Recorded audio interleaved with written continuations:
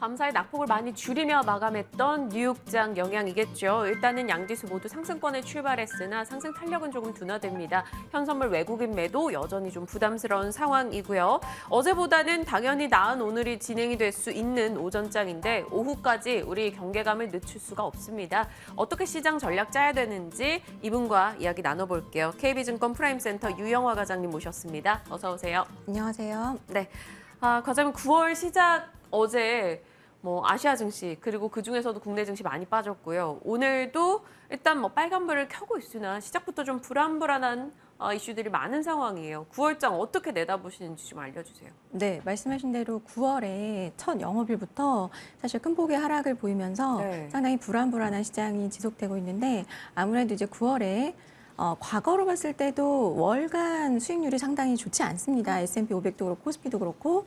그런데 올해 9월은 또 특별하죠. FOMC도 있고 또 QT도 2배로 늘리면서 좀 긴축이 강화될 것으로 예상이 되기 때문에 아무래도 좀 녹록지 않은 시장 예상이 되고 있고요. 또 다음 주에는 명절을 앞두고 있죠. 과거로부터도 명절 앞두고는 시장이 좋았던 적이 없었기 때문에 다소 좀 조심하셔야 될 것 같고요. 그래서 변동성이 좀 다소 있을 것으로 보여지기 때문에 이 타이밍에서 저는 좀 신용잔고 체크하고 가야 될 것 같아요. 지금 현재 코스닥 신용잔고 한번 보시면 작년 9월에 한 11조 7천억 원 정도 그게 이제 고점이었는데 최근에 지수가 바닥이었던 7월 초가 한 이제 8조 정도까지 신용잔고가 줄었었어요. 그런데 이제 최근에 다시 썸머랠리 펼치면서 신용잔고가 9조 원대까지 좀 많이 올라왔습니다. 그래서 제가 이제 항상 강조드리는 게 전부터 이제 신용잔고의 레벨이 높다면 시장이 이 상황에서 급락이 나오면 디레버리징이 좀 가속화되기 때문에 우리가 생각하는 것보다는 조정폭이 더 커질 수 있다는 게 이제 특징적인 부분이고요. 제가 이제 차트 하나를 더 가지고 왔는데 현재로서는 신용잔고가 직전 고점 대비해서 지금 80% 수준까지 아까 올라와 있는 거 보셨을 거예요. 그렇기 때문에 지금 이제 코스닥 지수와 신용잔고 잔고율인데요. 요게 이제 한번 급락을 지수가 시작을 하면 아까 말씀드렸던 이 디레버리징이 가해지면서 더 많이 빠지는 효과가 있거든요. 그래서 여기 빨간색 선이 이제 기준이 2%인데 결국에는 이제 2% 아래로 하회했다가 바닥 찍고 반등하면서 시장도 같이 반등이 나왔다는 거죠. 그래서 최근에 시장에서도 2%에서 이제 반등을 했고 이번에도 이제 뭔가 시장이 회복하지 못하고 계속 좀 하락을 하게 된다면 결국에 이 부분을 좀 터치하지 않을까라고 저는 개인적으로 보고 있기 때문에 그럼 거기 터치하면 기존의 논리대로라면 터치했다가 또 올라갈 수 있으니 또 기회가 있는 거겠죠? 네. 이걸 이제 위기의 지표로도 볼 수 있고 이것도 기회의 지표로도 볼 수 있고요. 제가 오늘 이제 차트는 못 가지고 나왔는데 최근에 이제 그 미국의 하이힐드 스프레드도 5%를 넘었어요. 그래서 어쨌든 이런 위험을 회피하는 심리들이 높아지고 있기 때문에 지금 상황에서는 현금이라는 종목을 조금 늘려가시는 전략 말씀드리고 싶고 더 버는 것보다는 지키는 전략 앞세 두시는 거 말씀드리고 싶습니다. 기회의 순간이 왔을 때 잡으려면 일단 돈이 있어야 됩니다. 그렇기 때문에 어느 정도 이익이 나 있는 부분을 챙겨가자 이렇게 잡아볼 수 있을 것 같아요. 자, 그렇다면 수급적으로 의미 있는 변화가 또 잡혔을지 저희 항상 금요일에 사모펀드 연기금 수급 봐주시잖아요. 네. 이번 주의 특징은 한마디로 기존의 태조 이방원에 몰렸던 어떤 종목 그 매집도가 조금 다른 쪽으로도 분산이 보였다라고 말씀드릴 수 있을 것 같아요. 예를 들어서 최근에는 이 수급 주요 섹터 중에 빠져있던 임플란트가 재등장했고요. 그다음에 이제 새로 보이시는 게 애플의 신제품 출시 9월 7일 앞두고 있는데 그게 다가오면서 이제 관련주 BH라든지 자화전자 같은 종목들을 매수하는 거 보이실 거고 거기다가 이제 XR 디바이스가 이제 10월에 신규 출시될 것으로 보여지기 때문에 그런 부분들의 관련주들도 또 올라와 있다는 거. 뉴프렉스 그런 거겠죠? 네, 맞습니다. 뉴프렉스 같은 거. 이거 거기다가 네오이즈도 보여요. 예, 근데 지금 네오이즈 같은 경우는 최근에는 여기 이제 사은펀드나 연기금 수급에서 게임주를 찾아보기가 어려웠거든요. 네오이즈를 잠깐 말씀드리면 다른 섹터들은 제가 많이 말씀을 드렸었기 때문에 최근에 신작 게임 출시 기대감이 상당히 높아요. 올해는 아니고 내년인데 네오이즈가 이제 그 PC나 콘솔 게임 신작 출시를 하는데 이게 소울라이즈라고 해가지고 소울라이크라 그래서 새로운 좀 어둡고 좀 어려운 게임의 장르라고 하더라고요. 근데 그게 이제 우리나라에서는 사실 그렇게 유행하는 건 아닌데 이게 되게 이제 매니아들이 좀 있으신 것 같고 피의 거짓이라는 게임인데 이게 내년에 아마 여름 전에 좀 출시가 될 것 같아요. 네. 근데 우리나라에서는 이렇게 유행하지 않았던 콘솔 장르고 또 이러한 장르다 보니까 아마 좀 주목이 되는 것 같고 최근에 유럽 게임스컴이라는 이제 그 곳에서 총 3가지 분야에서 이제 수상을 했어요. 최고의 게임으로 인정을 받으면서 주목을 지금 받고 있고요. 아마도 내년에 신작 출시 정상적으로 잘 된다면 여기서 이제 국내 그다음에 이제 해외 쪽에서 매출 안정적으로 발생되더라도 새로운 플랫폼에 대한 어떤 도전이고 성과라는 점에서 저는 밸류에이션 리레이팅 이루어질 수 있다고 보고 있고 벌써 네, 지금 기관들은 매수세가 급격하게 유입되고 있다고 보시면 될 것 같습니다. 최근에 이 사모펀드나 연기금을 중심으로 수급 요인이 있었던 내용들을 지금 짚어주신 거고요. 네오이제 변화 포인트 잡아봤고요. 저는 개인적으로 또 최근에 IT 부품에 대한 관심도가 좀 높은 편이다 보니까 XR 기기 얘기가 이제 슬슬 또 나오잖아요. 메타부터 시작해서 애플 뭐 이렇게 줄줄이 또 예정이 되어 있다 하니까 뉴프렉스, 뭐 LG 이노텍 그밖에 모듈 봐야 된다 뭐 이런 시각이 있더라고요. 근데 네. 이것도 수급 의미 부여 괜찮나요? 네, 저는 괜찮을 것 같아요. 왜냐하면 지금 뭐 다 올라와 있는 섹터들 이외에 또 분산되는 쪽이 새롭게 가는 게 이제 XR 쪽으로 가고 있고 그리고 이제 10월 정도에 이제 그 마크 주커버그 CEO가 VR, 차세대 VR 헤드셋인 프로젝트 캠브리아라는 것을 10월에 발표할 것이라고 얘기를 했어요. 네. 그러면서 다시 이제 새로운 폼팩터 하드웨어 쪽으로 관심이 쏠리고 있는데 아무래도 IT 전방이 좀 어둡죠. 그렇지만 이러한 상황에서 새로운 폼팩터의 등장은 다시금 저는 좀 빅테크들로 하여금 좀 주목을 끌게끔 할 수 있을 것 같고 돈이 또 몰릴 수 있는 쪽이라고 보고 있고요. 제가 볼 때는 이제 그 메타의 디바이스보다는 저는 이제 결국에는 애플이 XR 디바이스를 출시하는 게 어쨌든 시장에 큰 턴어라운드가 될 수 있을 것 같은데 증권사에서 이번 주에 이제 인덱스 리포트를 많이 발간을 했어요. 네. 그러다 보니까 이제 아마 더 주목이 됐던 것 같고요. 우선 이제 제가 관련주들 꼽아왔는데 디스플레이 쪽으로는 마이크로 디스플레이 그 차세대 기술로 주목하고 있는 OLED OS라는 기술을 좀 주목을 해봐야 될 것 같아요. 그리고 이제 3D 센싱 기술을 보유한 기업, 또 애플 디바이스 쪽으로 납품을 해서 매출 성장이 기대되는 기업들 우선적으로 보시는 게 좋을 것 같은데 각 증권사 리포트를 제가 다 확인을 한 결과 우선적으로 먼저 꼽히는 쪽이 이제 LG노텍과 뉴프렉스 정도고 LG노텍은 아무래도 좀 이제 밸류는 싼데 시총이 무겁기 때문에 네.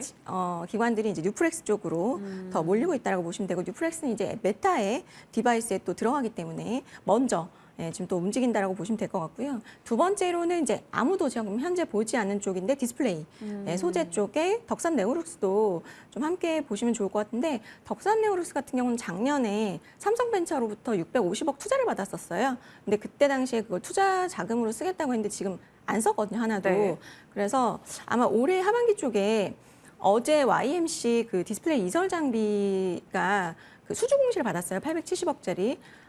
그러니까 아마도 디스플레이 쪽에 뭔가 차세대 투자가 이루어질 것이 임박하지 않았나라고 보고 있고 그와 관련해서 덕산 네오룩스도 같이 아마 이 자금을 가지고 좀 투자를 집행하지 않겠나 이런 어떤 기대감이 좀 남아 있을 것 같습니다. 네. 새로운 먹거리 찾기인 거죠. 사실은 XR 기기, 맞습니다. 뭐 네네. 애플 기기가 나오는 순간 기폭제가 될 것이니까 그 전에 미리 새로운 먹거리 어떤 것들이 있는지를 체크해 두는 게 되게 중요한 포인트인 것 같아요. 뭐 3D 센싱 나무가도 뭐 긍정적인 평가 꽤 많이 나오니까요. 말씀 주신 종목들 한번 잘 살펴보시길 바랍니다.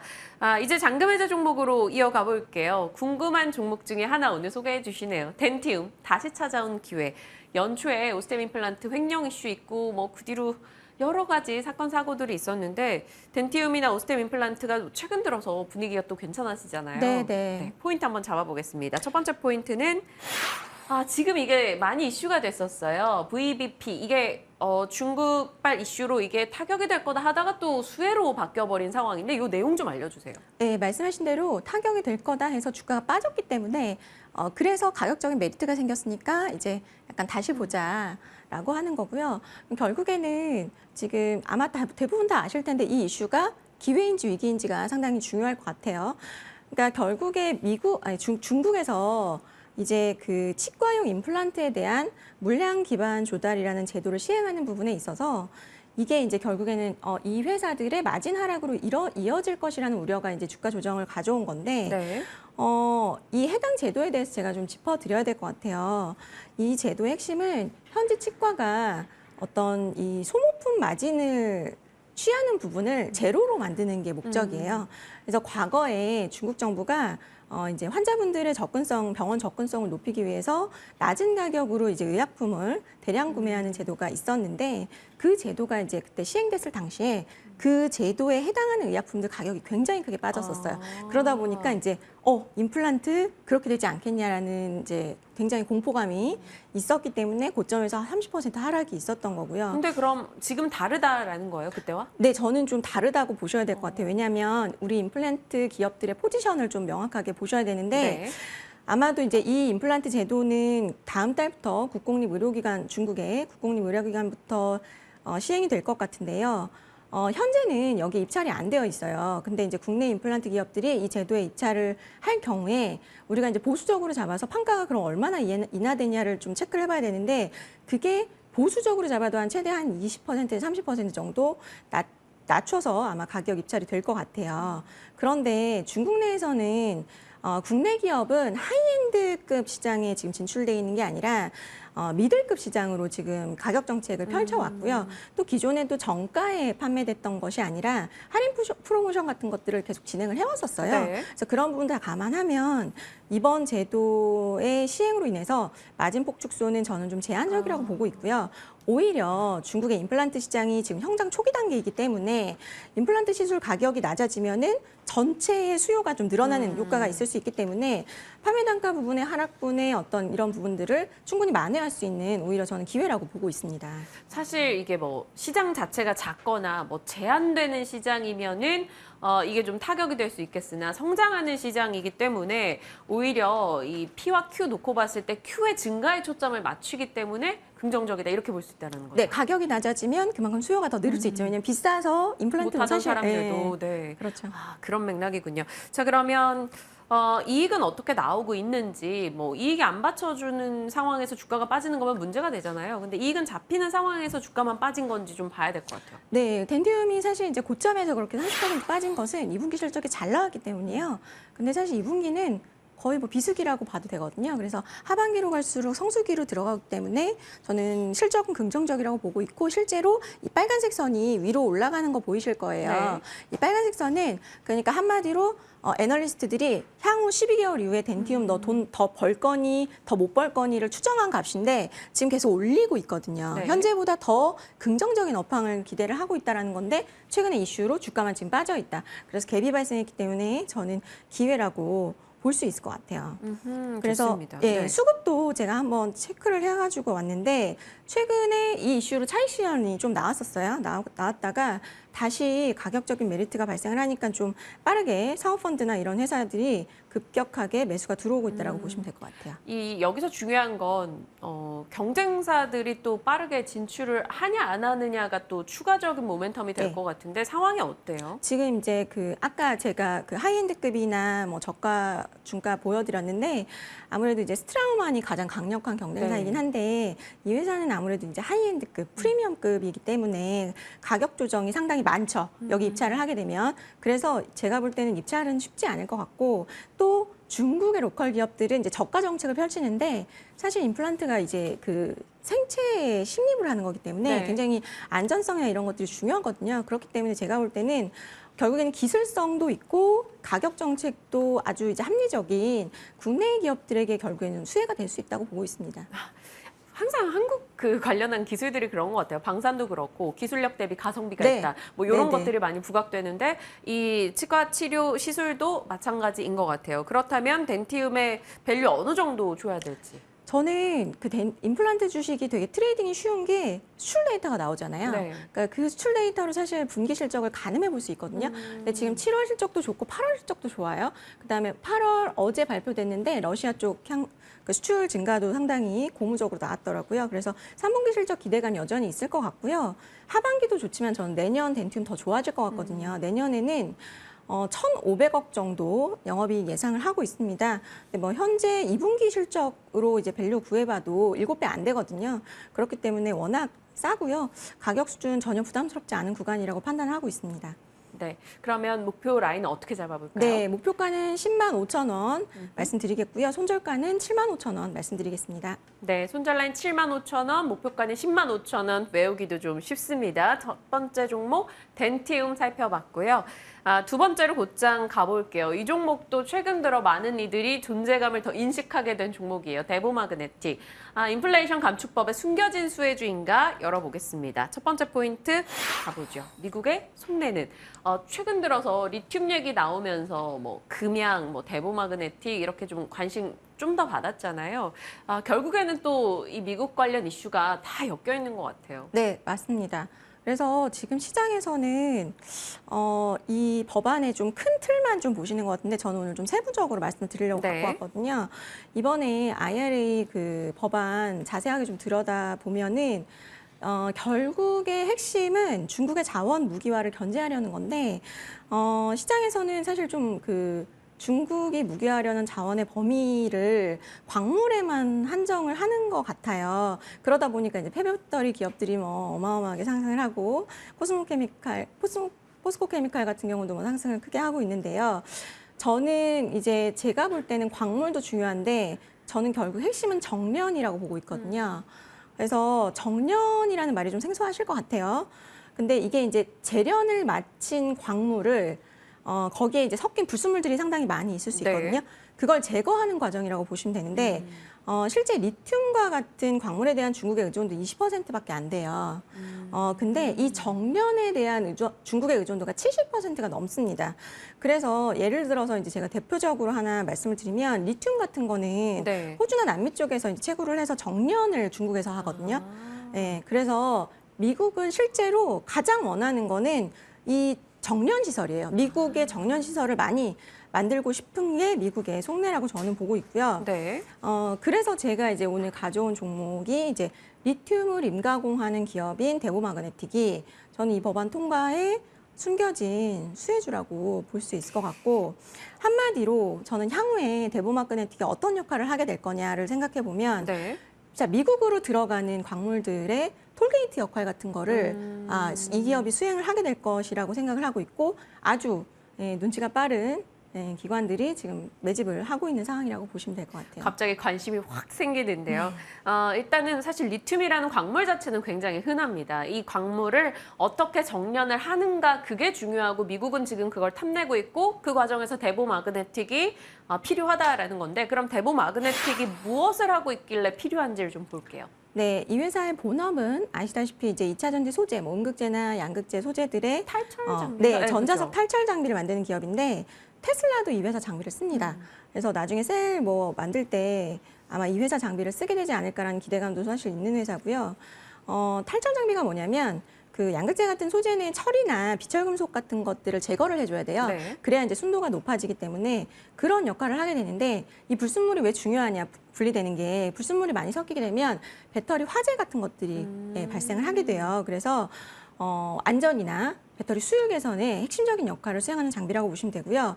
현재 리튬 광산이나 전고체 기업 같은 회사들, 그다음에 이제 뭐 양극재나 음극재 같은 소재 기업들로도 장비 납품하고 있고요. 셀 기업으로도 이 탈철기를 공급하고 있다고 보시면 될 것 같아요. 최근에 뭐 리튬 부족, 뭐 수산화 리튬 관련주로 엮이고 이런 거는 사실 그럼 이 업체가 하고 있는 소재 사업 때문인 거예요? 예, 이 회사가 이제 탈철 장비 이외에 작년에 네. 예, 그 소재 사업, 소재 인가공 사업을 진출을 했어요. 그러니까 이 사업의 업사이드를 상당히 크게 보고 있는 부분은 지금은 이제 아까 말씀드렸듯이 소재사들이 직접 탈철기를 구입해서 본인들이 탈철 공장을 수행을 네. 하는데 이 과정을 향후에는 외주 맡길 가능성이 높은 거죠. 이 대보마그네틱에. 그러다 보면은 이제 이 사업이 좀 크게 될 것이라고 보고 있고요.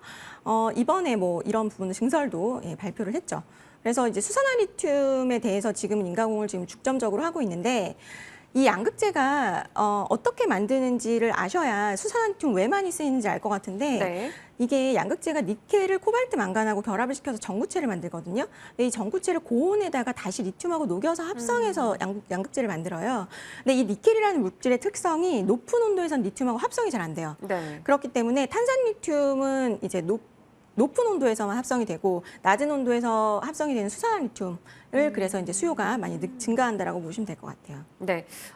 그렇다면 그걸 다 평가를 했을 때 대보 마그네틱이 어느 정도 평가를 받아서 가격을 놓고 봐야 될지요? 저는 일단 1차적으로는 75,000원 목표가 설정해드리겠고요. 그다음에 손저가는 5만 원 제시를 해드리도록 하겠습니다.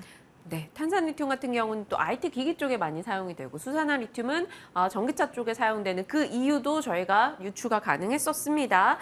여러 모멘텀을 안고 있는 대보 마그네틱 오늘 두 번째 종목으로 얘기해 주셨으니까요. 조만간 또 이 종목 갖고 수익 AS 한번 해보도록 하겠습니다. 자, 두 종목에 대한 전략 유튜브 다시 보기 통해서 확인 가능하시니까요. 함께 체크해 주시고요. 오늘 유영화 과장님과 전략 챙겼습니다. 고맙습니다. 감사합니다.